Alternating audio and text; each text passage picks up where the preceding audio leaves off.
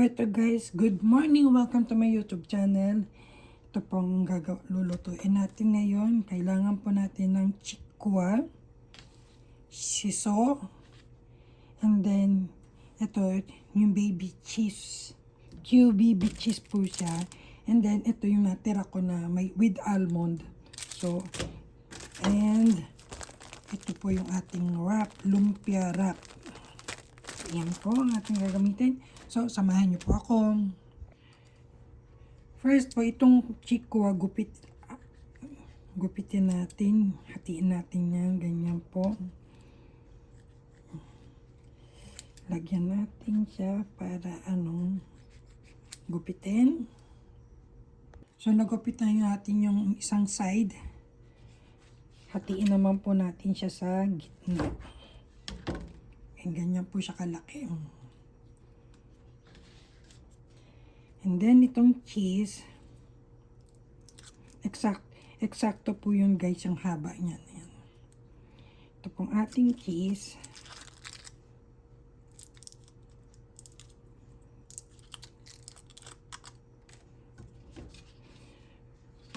Uy, meron pang balat.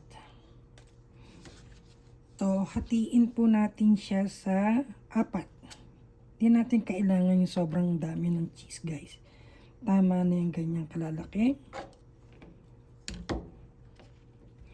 And ilalagay po natin sa gitna. Ayan.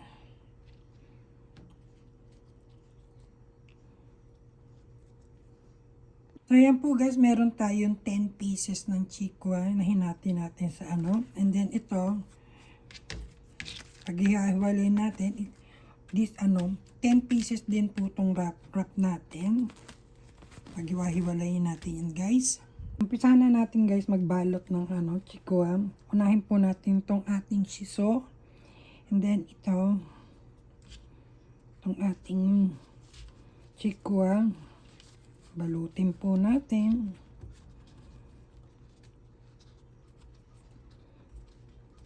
Ayan, naghanda na po ako ng tubig dito. Basain natin ng konti yung dulo para dumikit siya. So, ayan po guys. So, eto na yung ating chikwa. Prito na po natin siya.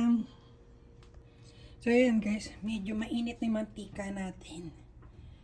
So, hindi natin siya masyadong paiinitin yung mantika para hindi masunog agad yung ating ra. So, ayan guys. Para dahan-dahan po yung pagkakaluto. Para yung cheese sa loob ay matunaw. Ayan, mahina lang po yung apoy. Dahan-dahan yung pagluluto niyo guys. Para matunaw yung cheese sa loob. Ayan. Medyo nagbabrown na po yung ating kabilang side. So, balik rin po natin muna para dahan-dahan yung pagkakaluto niya. Eh, kung di pa kayo satisfied dyan sa ganyang kulay, pwede nyo pang balik rin ulit pagka para medyo brown pa talaga siya. Okay guys? Uy, ganda ng kulay. Wow!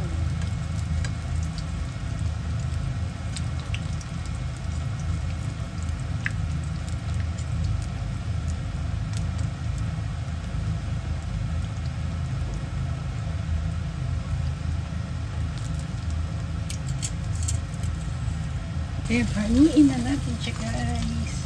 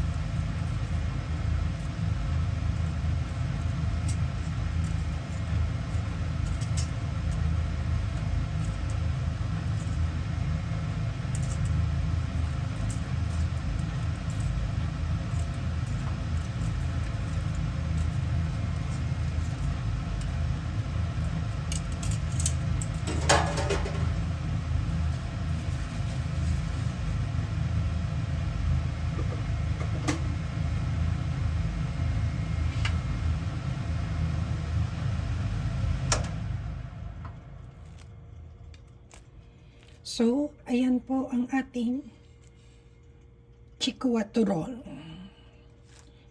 Thank you for watching. Bye!